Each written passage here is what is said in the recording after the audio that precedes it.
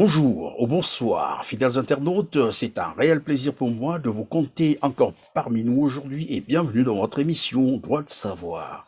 À la présentation, comme vous le constatez, c'est encore moi, Christian Perrin. Je reçois aujourd'hui Chéri Moubouma, membre du Congrès pour la Renaissance du Congo, le CRC. Sur la table de notre entretien, un seul sujet, l'initiative patriotique Congo, un projet qui vise le rapprochement des acteurs politiques ou des résistants des diasporas congolaises à travers le monde et les acteurs politiques qui sont sur place au Congo-Brazzaville pour tenter une nouvelle approche politique et la décrispation des crises socio-économiques et politiques qui minent le Congo-Brazzaville. Mais d'emblée, je voudrais relever quelque chose, c'est que l'initiateur de ce projet se veut une démarche de la pyramide inversée, c'est-à-dire rencontrer d'abord les acteurs ou les résistants des diasporas congolaises à travers le monde, je dis bien Congo-Brazzaville, et ensuite se tourner vers les acteurs politiques du système au pouvoir au Congo-Brazzaville. Est-ce une démarche qui pourrait convaincre? En tout cas, c'est ce à quoi va tenter de répondre notre invité aujourd'hui, Chéri Moubouma. Bonjour, monsieur Moubouma. Bonjour, monsieur Perrin. Vous êtes membre du Congrès pour la Renaissance du Congo, comme je venais de le rappeler d'entrée de jeu. Je souhaiterais qu'on revienne, sinon que vous nous fassiez un tout petit rappel, sinon l'historique de la diaspora africaine, peut-être aussi congolaise. Merci pour cette invitation. Sur la diaspora africaine, d'une manière générale, je peux dire que dans les années 80, notamment en 81, lorsque le président François Mitterrand est élu à la présidence de la République française, nous avons lancé une action qui a fini par se traduire par une organisation du type syndical, où tous les Africains qui vivaient en Europe avaient pensé qu'il nous fallait avoir un instrument à partir duquel on pouvait mener un combat dans le but de pouvoir d'abord rassembler tous ceux qui étaient d'origine africaine et à partir de là mener des actions communes. C'était le cas justement de la création c'est ce qui sera à l'origine de la création de Diaspora 2000, qui avait profité de l'aubaine qu'offrait le mouvement des radios locales privées pour pouvoir mettre en place une structure radiophonique à partir de laquelle nous avons effectivement officié. Et ça avait réuni pas mal d'Africains du continent, c'est-à-dire nous autres, et les Africains de la diaspora. Et ensemble, on a mis tout ça dans le même bain en parlant de diaspora noire. Et l'idée, effectivement, a fleuri. Beaucoup d'actions ont été menées, ici sur place en France et à l'étranger, c'est-à-dire en Europe et outre-mer, notamment dans les îles françaises, dans les Antilles françaises et même aux États-Unis. Nous avons eu à faire des actions de même type. Alors, l'objectif était effectivement de rassembler tous ces Africains pour qu'ils réfléchissent ensemble pour trouver une solution à la situation générale des Africains de France. Et à partir de là, de voir et d'envisager des solutions qui pourraient éventuellement mobiliser les Africains sur les problèmes qui leur regardent et qui puissent nous intéresser, nous qui étions en France ici, de pouvoir servir de tampon entre les Africains d'Afrique et ceux de France. Et à partir de là, pour rentrer en contact avec les autorités françaises, parce qu'à ce moment-là, la situation des Africains était assez pénible. Bon, il y a eu effectivement quelques brouilles, dans la mesure où les mouvements ont commencé à se discuter le leadership au sein de ce mouvement-là. Étant donné que moi j'étais l'initiateur de ce mouvement, j'ai pensé qu'il me fallait trouver des solutions pour que nous restions ensemble. Mais bon, les parents m'avaient rattrapé, disant que je n'étais pas en France pour faire de la politique, mais pour faire mes études. Donc, j'étais obligé de prendre un peu de recul et j'ai laissé le mouvement aux autres. Donc, le travail sur la diaspora, nous l'avons initié. Oui, monsieur Moubouma, est-ce que Y a-t-il un lien entre la politique et la diaspora? Est-ce que diaspora veut dire forcément des Africains qui font la politique? Non, justement, c'est pas ça. C'est-à-dire que la diaspora, d'abord, par définition, il s'agit d'un groupe de gens de la même origine qui, pour des raisons ou d'autres, ont immigré vers l'étranger. Et là-bas, ils ont fait souche, notamment pour nous, Africains. L'esclavage nous a permis de mettre pied dans les Amériques, comme on dit d'une manière générale, c'est-à-dire les Caraïbes, l'Amérique du Sud, l'Amérique du Nord, etc., etc. Les Africains, ils sont présents. Ça, c'est l'histoire liée à la traite et à l'esclavage qui était à l'origine de ça. Et nous aussi, à la faveur des indépendances, nous avons pensé que pour ce qui était des gens qui voulaient travailler, qui voulaient étudier, etc., c'était une opportunité pour pouvoir se rendre en Europe étudier. C'est ainsi que vous trouvez des Africains en Italie, en France, en Angleterre, etc., etc. Et ça devient une diaspora à partir du moment où il y a des gens qui naissent, parce qu'on n'est pas diaspora comme on disait à l'époque, immigré.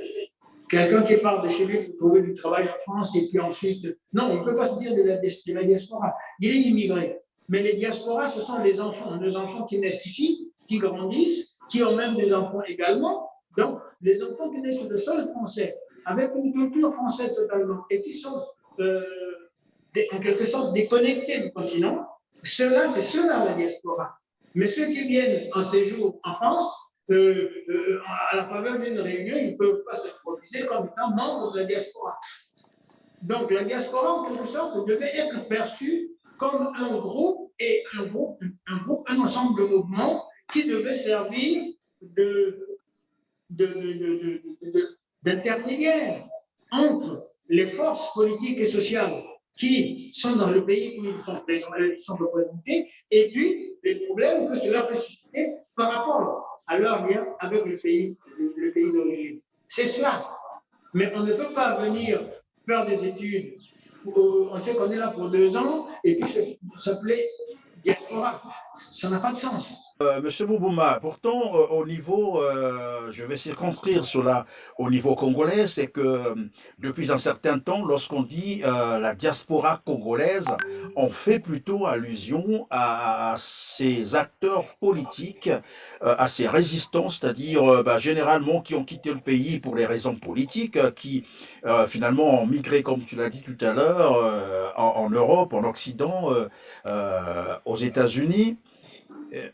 Finalement, c'est une confusion. Ce ne sont pas là les membres de la diaspora, on peut le dire comme ça, ou c'est juste Absolument. des immigrés. Absolument. Parce que, vous voyez, par exemple, l'exemple que nous avons concrètement, c'est la diaspora juive. La diaspora juive a immigré, je crois, il y a même plus d'un millénaire. Hein. Il y avait eu des problèmes au Moyen-Orient et après, ils étaient obligés de partir à l'étranger. Et ils se sont implantés, ils se sont enracinés, ils se sont reproduits, etc., etc. Ceux qui sont en France sont américains, ceux qui sont en Europe sont européens, etc., etc. Ça, c'est une vraie diaspora. Parce que c'est après, avec les mouvements qui ont eu lieu au moment où ils voulaient maintenant avoir au moins un contact avec la terre-mère, et ils ont commencé et surtout à la faveur de la guerre, ils ont commencé à repartir en Israël. Donc ça, ce sont les gens de la diaspora qui sont revenus pour reconstruire Israël, pour faire d'Israël ce que nous voyons aujourd'hui. Donc les Africains aussi, c'est la même chose. Il y a ceux qui sont venus, qui sont en France depuis même un siècle. Dans les pays comme l'Angleterre, vous trouvez des Africains qui sont là depuis un siècle. Mais ils ne sont plus, pour la plupart qui venaient justement des Antilles, ils sont plus antillais, ils sont anglais. Mais maintenant, s'ils veulent repartir, ils peuvent dire, bon, nous voulons quand même repartir dans notre pays d'origine pour pouvoir renouer le contact avec les parents que nous avons laissés là-bas.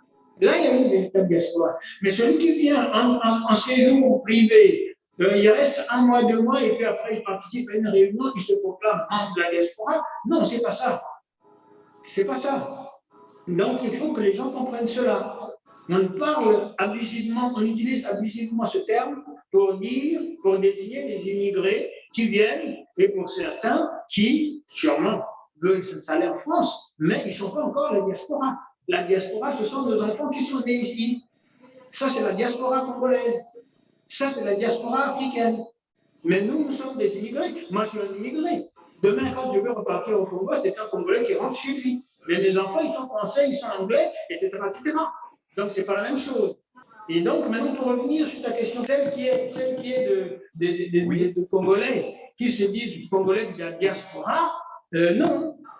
C'est des Africains. C'est des Congolais de l'étranger. Enfin, les Congolais de l'étranger, comme disaient certains il y a quelque temps. Ceux-là, oui. Mais maintenant, ceux qui ont des enfants ici, ce sont des enfants qui sont de la diaspora, ceux-là. Mais eux-mêmes, les pères qui sont arrivés du Congo, ils sont Congolais. Voilà.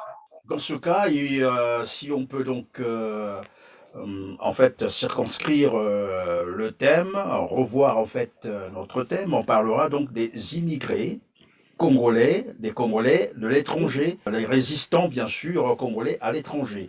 Alors, venons maintenant à notre projet, Excuse-moi. puisque c'est... Oui, monsieur Moubouma. En ce qui me concerne, par exemple, si j'interviens sur les problèmes du Congo, c'est parce que je suis un Congolais de l'étranger. Si je veux intervenir en tant que membre de la diaspora congolaise en France, je suis français. Parce que né ici, dans le cas où je serais né ici, je suis français, j'interviens en tant que tel, et je peux même être candidat à la présidence de la République en France. Voilà les éléments de la diaspora. Mais ceux qui viennent en séjour privé, dans les petits voyages, machin, tout ça là, se proclamer des diasporas, non, ça ne peut pas servir. Donc c'était juste cette précision que je voulais apporter. Ah, merci pour la précision. Et donc, nous allons recirconscrire notre sujet en parlant des Congolais de l'étranger qui font la politique ou les résistants congolais de l'étranger. Alors, le projet ici, il vise, c'est le rapprochement de ce que l'on appelle généralement des résistants ou des opposants politiques, donc ces Congolais de l'étranger qui font la politique, le rapprochement de ces acteurs et ceux qui sont au Congo-Brazzaville pour tenter une nouvelle approche politique, comme je le disais tout à l'heure. Le problème, c'est de les mettre sur une même table de discussion pour tenter de trouver des solutions aux différents problèmes qui minent le Congo aujourd'hui. Et je disais, probablement que vous avez pris connaissance de ce document. Qu'est-ce que vous en pensez? Qu'est-ce que vous pensez du projet Initiative patriotique Congo, tel que vous l'avez lu?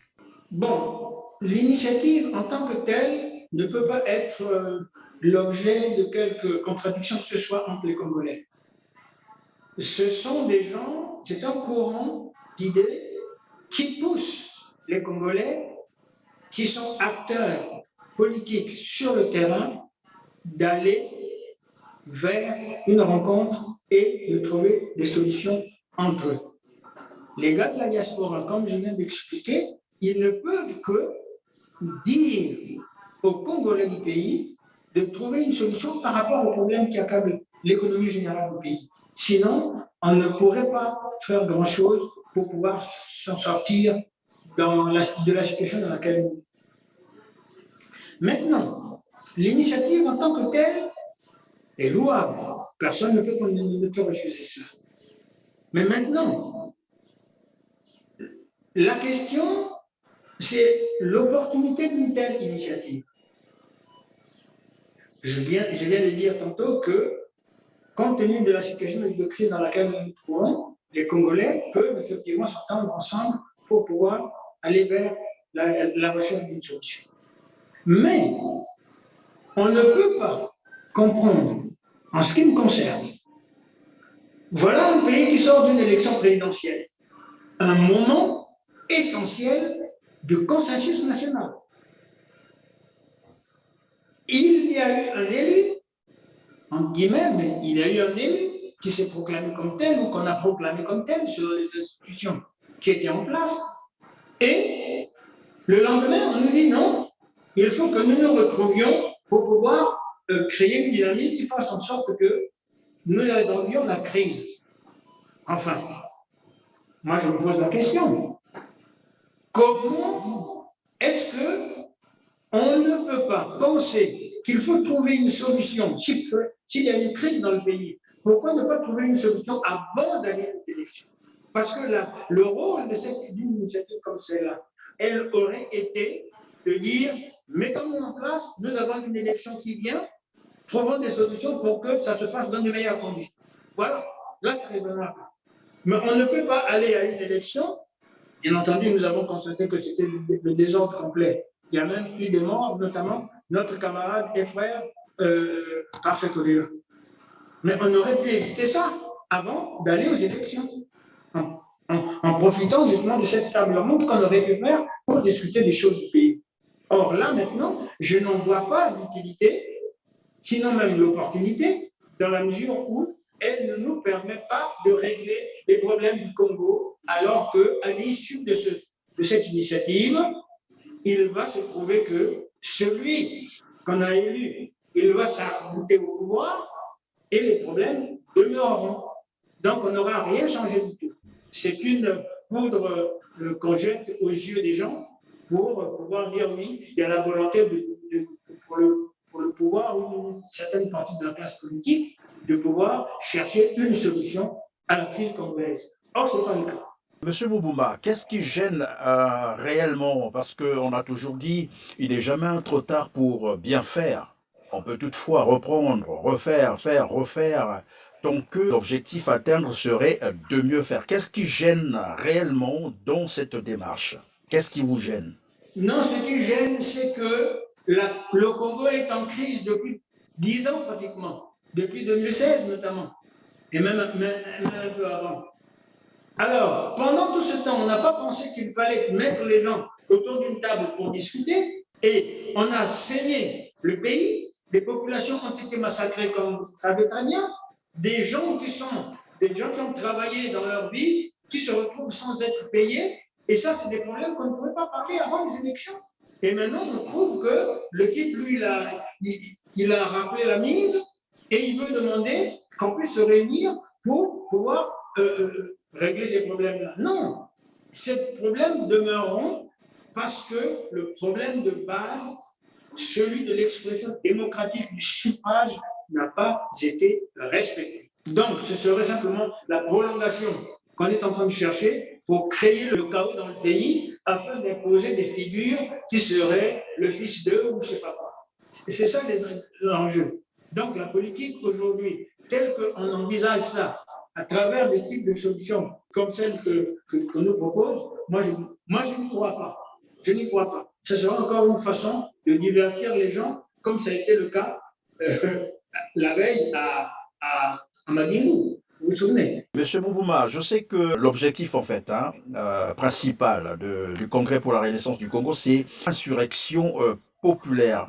Mais pour autant, on ne peut pas occulter, par exemple, d'autres alternatives pour arriver, bien sûr, à trouver des solutions aux problèmes tels que vous venez de les énumérer tout à l'heure, les crises, les multiples crises qui minent le Congo-Brazzaville. Je suis, par définition, je suis maximaliste face à la politique. J'estime que lorsque nous avons un problème politique, il faut aller jusqu'au bout pour le résoudre.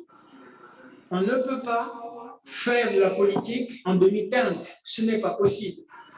Il s'agit quand même de la vie des gens dont il faut s'occuper. Donc, on ne peut pas venir avec des petits bouts, des trucs qu'on prend avec des bouts de ficelle pour dire que bon, on va imposer ceci ou cela. Non. Le Congo est en crise depuis bien de nombreuses années. La crise est volontairement provoquée par ceux qui dirigent le pays. À partir de là, lorsqu'ils fabriquent des élections pour pouvoir s'imposer comme tel à la tête de l'État, et qu'on vient de nous dire que pour régler les problèmes, il faudrait qu'on se retrouve. Non, il y a quelque chose qui ne va pas là. Excusez-moi, c'est peut-être moi qui ne comprends plus rien, mais je crois que si on a du respect pour le jeu politique, on ne peut pas galvauder les règles juste dans le but de montrer qu'on est un homme ouvert et que, du fait de cette ouverture, on peut trouver une solution. Ce n'est pas vrai, pas avec Sassou. Maintenant, par rapport à l'idée qui est celle du CRC, l'insurrection populaire s'impose tout simplement parce que avec une insurrection populaire, on balaie tout le vieux débat, les vieilles scories qui ont empoisonné la vie politique du pays pour aller vers une nouvelle approche des choses et mettre en place un nouvel État. C'est ça l'approche du CRC. En cela, j'y adhère. Même si on pense qu'on ne peut pas forcément faire l'insurrection, je dirais tout simplement, quand on fait l'analyse de bout en bout de la situation congolaise telle qu'elle est évoluée, avec le nombre de morts qu'il y a eu, les guerres civiles qu'il y a eu, etc., pendant que ce monsieur est à la tête de l'État, ben, je crois que ce qu'il faut, c'est effectivement renverser ce régime-là pour mettre autre chose à la place. Mais si nous partons dans ce genre d'amusement, ce serait, bon, on est allé, et puis on découvre 3 mois après, comme dans le cas de l'élection, 3 mois après, ça ne marche pas, et on va encore se mettre à piailler. Les gens qui se réclament de la diaspora vont gueuler de leur côté, ceux qui sont de l'opposition vont également gueuler de leur côté, et puis après, on ira encore à lui à dire, non, c'est pas normal. Moi, je suis pour que nous nous battions, pour qu'il y ait une insurrection populaire, il faudrait qu'il y ait une nouvelle élite qui prenne en main le destin du pays, et à partir de là, on pourra peut-être voir les choses différemment. Mais tant qu'on restera dans cette logique-là, on n'évoluera jamais. On reviendra toujours au point de départ. Ça se viendra encore imposer sa volonté et rien n'y fera.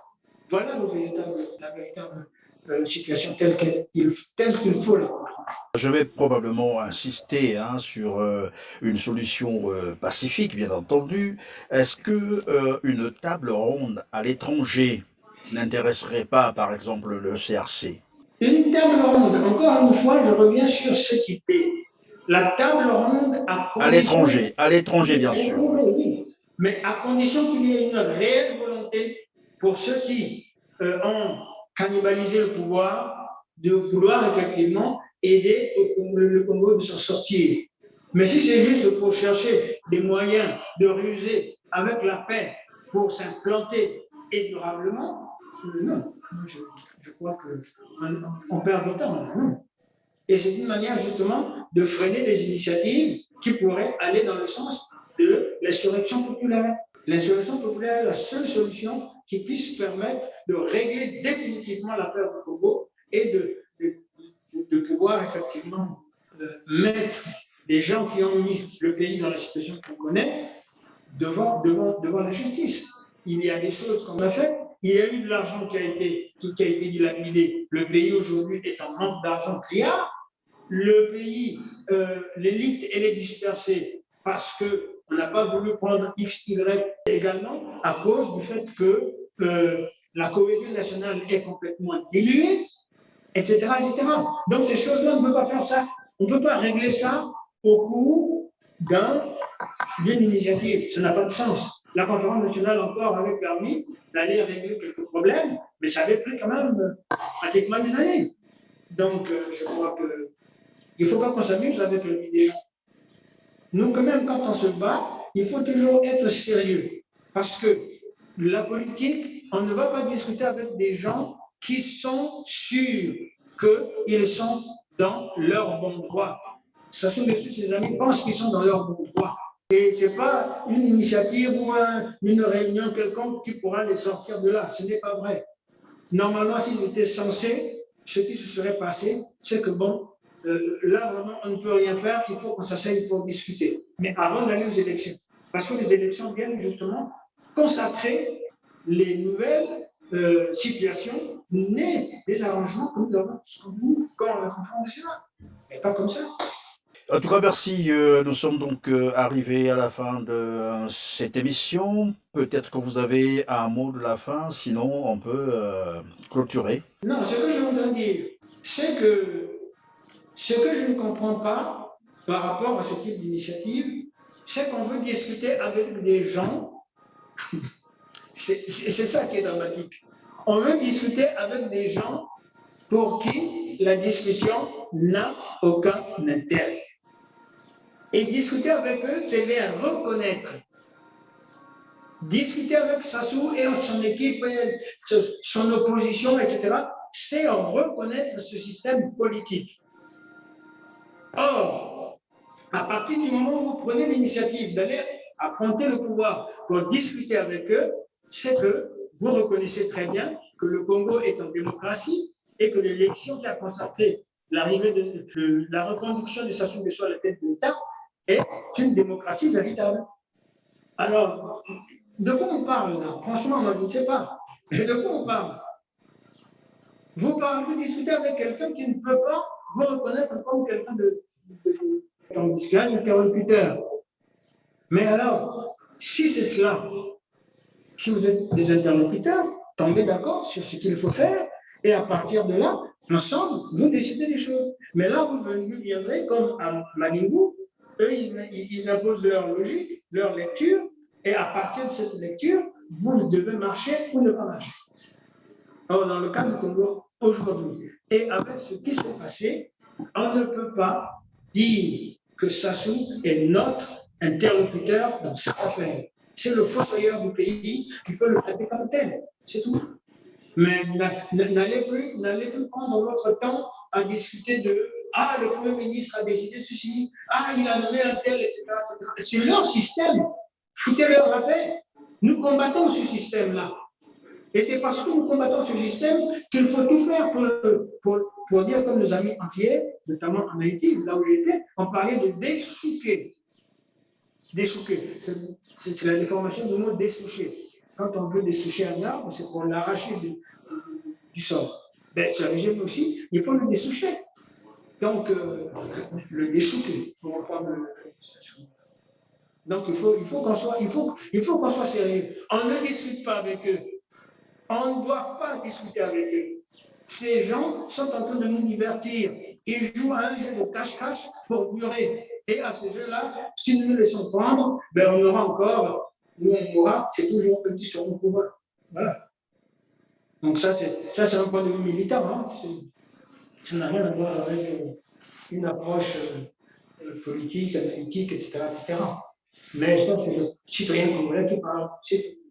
Bien voilà, c'est la fin de cette émission. Merci chéri Moubouma d'avoir répondu à toutes nos questions. Je rappelle que vous êtes membre du Congrès pour la Renaissance du Congo, le CRC, mais surtout de vous être rendu disponible pour l'intérêt de notre public, de nos téléspectateurs. Quant à vous, chers internautes, ça a été un plaisir pour moi de vous avoir compté parmi nous. Restez donc branchés sur votre canal TLR TV. Quant à moi, je vous retrouve très prochainement, probablement dans le même cadre, avec le même plaisir, Dieu le voulant. Mais d'ici là, portez-vous bien. Merci.